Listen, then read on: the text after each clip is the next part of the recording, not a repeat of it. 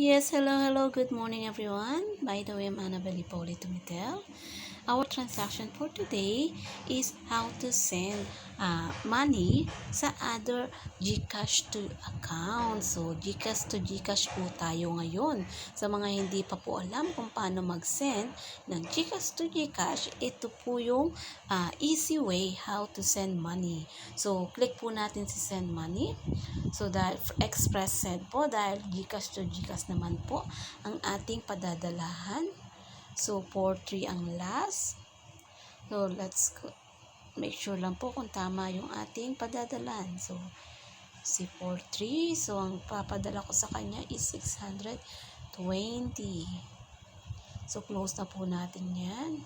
So, ang papadala ko po sa kanya is 620. So, done po.